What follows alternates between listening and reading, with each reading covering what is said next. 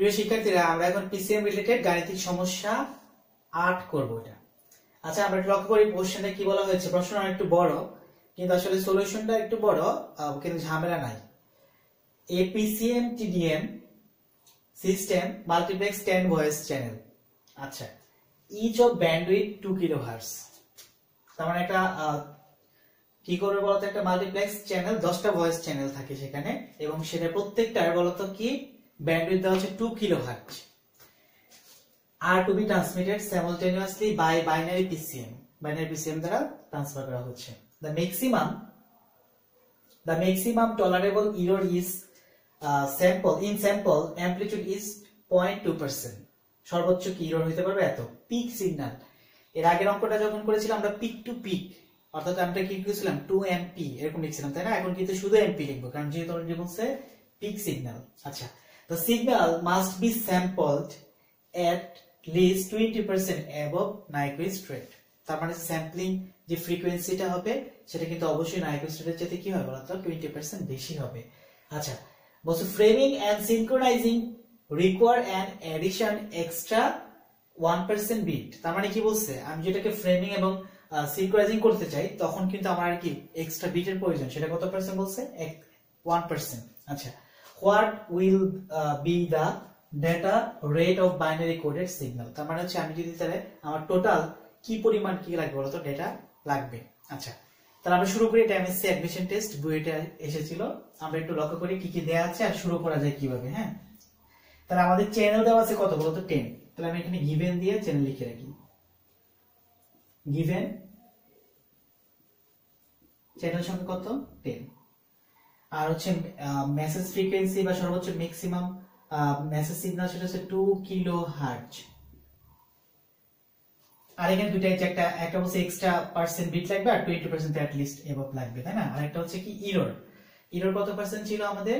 Error ছিল 0.02%। আমাদের মূল বিষয়গুলো কি? আমাদের মূল বিষয় হচ্ছে এই যে একটা সিগন্যালের ব্যান্ডউইথ এটা, তারপর দ্বিতীয় হচ্ছে এরর হচ্ছে এটা, এরা এক্সট্রা বিট লাগবে এটা, এবং কি স্যাম্পল 20% এভাব লাগবে এটা। হ্যাঁ, তাহলে এইটুকু হচ্ছে মূলত আমার ইনফরমেশন। তাহলে আমরা সলিউশনের দিকে আগাই। সলিউশন ফার্স্ট কাজ হচ্ছে আমার এই যে এরর দেয়া, সেই এরর থেকে কোয়ান্টাইজেশন লেভেলটা বের করা, তাই না? আবার তো এরর দেয়া আছে, সেই এরর থেকে কোয়ান্টাইজেশন লেভেলটা কত সেটা বের করতে হবে। লেভেল বের করে তারপর তার থেকে বিট সংখ্যা বের করতে হবে। ফার্স্টে আসি এররের একটা ফর্মুলা আমরা কি জানি বলতো? Error less than or equal কত পার্সেন্ট? 2%। আচ্ছা, এর পিক ভ্যালু, তাই না? আমরা পিক ভ্যালু বলতে কি বুঝবো? এমপি 0.2% অফ কত এমপি, আমি সেটা লিখতে পারি। তার মানে হচ্ছে লেস দেন অর ইকুয়াল 0.2% এর জন্য আমি কি দিলাম একটা 100 আর এমপি, তাই না? এমপি। এখন আমি যদি এটাকে কি করি, এটাকে এটা দ্বারা ভাগ, সব দুই পক্ষকে উপরে নিচে দুইটাকে, মানে এই 0.02 কেও 2.2 দ্বারা ভাগ করব, আর নিচে ছিল কত 100 কেও 0.2 দ্বারা ভাগ করব। তাহলে আমার কি মানটা আসতেছে একটু দেখি আমরা। আমি যদি দুইটাকেই যদি 0.2 দ্বারা ভাগ করি তাহলে উপরটা চলে যাবে, তাই না? উপরটা 0.2 ভাগ কত 0.2, এটা চলে যাবে। তারপরে উপরে থাকবে হচ্ছে একটা এমপি, আর নিচে যদি 100 কে যদি আমি 0.2 দ্বারা ভাগ করি তার মানে হবে 500। ওকে, তাহলে এটা হচ্ছে এররের মান, তাই না? তাহলে এই এররের মানটা কিন্তু আমরা এখানে লিখে রাখলাম। এরর সমান কত পাইলাম? এরর কি বলবো? Less than or equal MP by কত 500। এখন এররের আরেকটা ফর্মুলা আমরা জানি, সেই ফর্মুলার মানটা কি? সেই এররটা সমান হচ্ছে কত? Del by 2। ডেল মানে হচ্ছে এখানে স্টেপ সাইজ, সেটাকে আমরা কি জানি? সেটা মানে হচ্ছে 2mp। স্টেপ সাইজ সূত্র হচ্ছে 2mp বাই কত 2mp বাই l, আর নিচে তো 2 ছিলই। ওভারঅল ক্যালকুলেশন করলে 2mp বাই l, তাহলে কি হবে? এটা এক কথাই নিচে আসবে 2। ক্যালকুলেশন করে 2 চলে গেলে তাহলে থাকবে হচ্ছে mp বাই কত l। তাহলে এররের আরেকটা মান পেলাম কত? mp by l। তাহলে এই একটা এররের মান, এই একটা এররের মান। তাহলে আমি যদি টোটালকে দুইটাকে যদি একত্রে কাজ করতে চাই তাহলে কি করতে হবে? দুইটাকে যদি একসাথে লিখতে চাই আমি লিখতে পারবো হচ্ছে mp l less than or equal mp by কত 500। তাহলে দুই পাশে mp বাদ, তার থাকবে হচ্ছে কত এল, উল্টায় গেলে কি হবে গ্রেটার দেন অর ইকুয়াল হবে, তাই না? এটা আমরা গত ম্যাথে আমরা লক্ষ্য করেছি। এখন একটু লক্ষ্য করো তো এই এল সমান কত 2 টু দ্য পাওয়ার n 500। আচ্ছা আমাদের মূলত হচ্ছে যে বিট সংখ্যাটা সাধারণত আমরা 2 টু দ্য পাওয়ার n এই সংখ্যক থাকলে ভালো হয়, এই সংখ্যক থাকলে ভালো হয় না। আমাদের যদি পিসিএম সিগন্যালের সাহায্যে এটা পাঠাতে চাই অবশ্যই বাইনারি কি হবে বলতো 2 টু দ্য পাওয়ার n সংখ্যক বিট হইতে হবে। এখন দেখো এখানে তার চেয়ে কম আছে না, 2 টু দ্য পাওয়ার n যদি হইতো তাহলে এটা হয়তো কত হইতো বলো 512 হইতে পারতো, তাই তো? তাহলে এটা 512 না, তার কি আছে কিছুটা মান কম আছে। আচ্ছা এই যে কম আছে আমরা এটাকে কম মান নিব না, আমরা কি করব আমরা ধরে নিব যে এটা 512, তার মানে 2 টু দ্য পাওয়ার n কম মান আমাদের কি হবে গ্রহণযোগ্য না, কারণ কম মান যদি আমরা নিই তাহলে ফ্র্যাকশনাল একটা ভ্যালু আসবে, মানে দশমিকের একটা মান আসবে। কিন্তু আমার মানটা কি n এর মানটা অবশ্যই একটা ন্যাচারাল নাম্বার, মানে 1 2 3 4 5 6 এরকম একটা ন্যাচারাল নাম্বার থাকা উচিত, কিন্তু কোন দশমিক সংখ্যা গ্রহণযোগ্য নয়। তাহলে এখানে আসো, তাহলে এটাকে আমি যদি লিখি তাহলে আমি লিখি হলো 512, তার মানে আমি যদি লিখতে পারি 2 টু দ্য পাওয়ার n, কেন আমি লিখছি তার নিকটবর্তী আমরা কি বলতো বাইনারি ভ্যালু যদি পাইতে চাই তার মান 512 আমরা জানি। তাহলে এটাকে আমি যদি লিখি তাহলে কি লিখবো 2 টু দ্য পাওয়ার কত লিখতে পারি 2 টু দ্য পাওয়ার 9 লিখতে পারি, তাই না? 9 2 টু দ্য পাওয়ার যদি 9 লিখি তাহলে এটা কি হবে n এর মানটা কত হবে n less than equal greater than equal কত হবে বলো তো 9 হবে। তাহলে n এর মানটা কত পেলাম 9, তাহলে আমি এই মানটা এখন কি করব এখানে লিখে রাখবো। n এর মান মূলত হচ্ছে ডাইরেক্ট যখন আমি এটাকে ইয়ে করলাম তখন কিন্তু গ্রেটার দ্যান ইকুয়াল ছিল, বাট যখন 512 তৈরি করব তখন সেটাকে ধরে নিব সমান।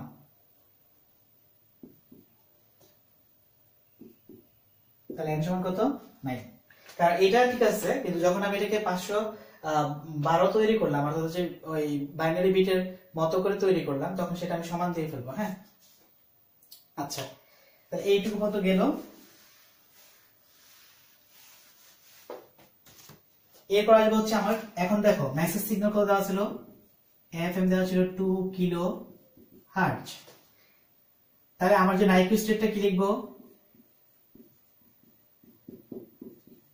নাইকুইস্ট রেট, সেটাকে আমি যদি প্রকাশ করি সেটাকে F N Q 2 into F N, তাহলে 2 এফ এর মান কত 2 কিলো হার্জ 2 কিলো হার্জ, তার মানে হচ্ছে কত 4 কিলো হার্জ। এখন আমার কি করতে হবে স্যাম্পলিং করতে হবে। স্যাম্পলিং কাজটা কি বলছে স্যাম্পলিং করতে হবে 20% অ্যাবভ নাইকুইস্ট রেট। তাহলে নাইকুইস্ট রেট যা পাইলাম তার কি তাহলে এটা F N Q 4 kilo hertz. Sampling rate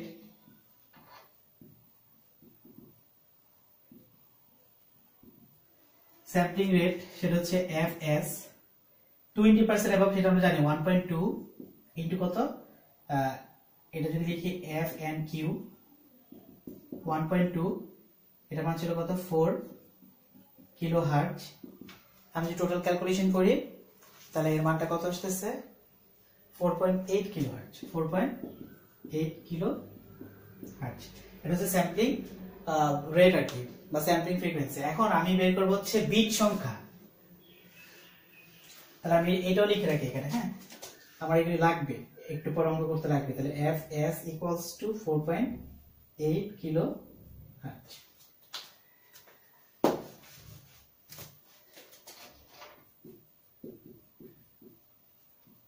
bit rate, তাহলে বিট রেটটা আর বি শর্ট ফর্মুলা হচ্ছে কত add f and q sorry f sampling, হ্যাঁ স্যাম্পলিং ফ্রিকোয়েন্সি হবে এখানে নাইকুইস্ট ফ্রিকোয়েন্সি না fs। তাহলে এর মান হচ্ছে 9 ইনটু fs এর মান কত ছিল আমার 4.8 কিলো হার্জ।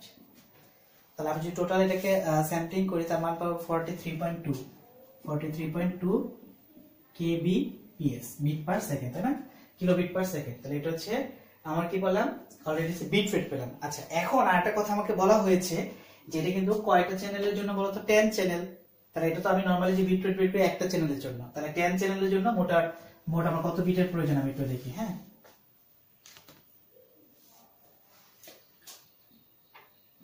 তাহলে কি লিখলাম for 10 channel signal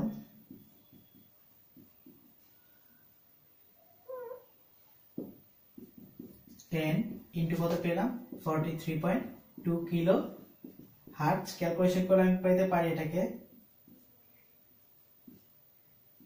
2 kilo hertz. এটা হচ্ছে আমার কি 10 চ্যানেলের জন্য মূলত হচ্ছে প্রেরিত ব্যান্ডউইথ। এখন ঘটনা হচ্ছে আমাকে এখানে কি বলা হচ্ছে বলতো, বলছে framing and synchronizing required an additional 1% extra bit.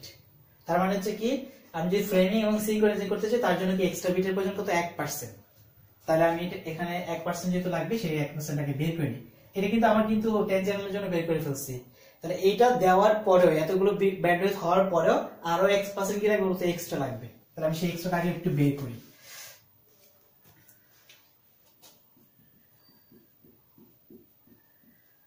For framing and synchronizing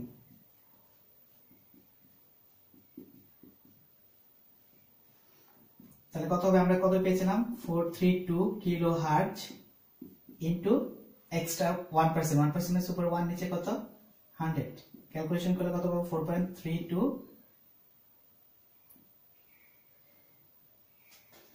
মোট মানটা কত ছিল, এটা কিন্তু আসলে কেবিপিএস হবে। হ্যাঁ, কিলো হার্টজ না হয় কি হবে কেবিপিএস।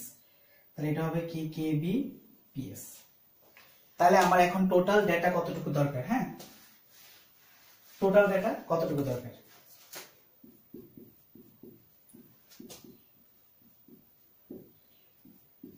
আগে ছিল 432 কেবিপিএস, এখন হচ্ছে কত 4.32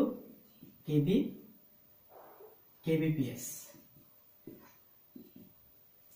তাহলে আমার মানটা কত বের হলো 437.32 কেবিপিএস। তাহলে এই হচ্ছে আমার মূলত টোটাল অ্যান্সার। তাহলে আমরা জানছি what will be the data rate. তাহলে ডেটা কি হবে, টোটাল ডেটা বা total data rate. Total data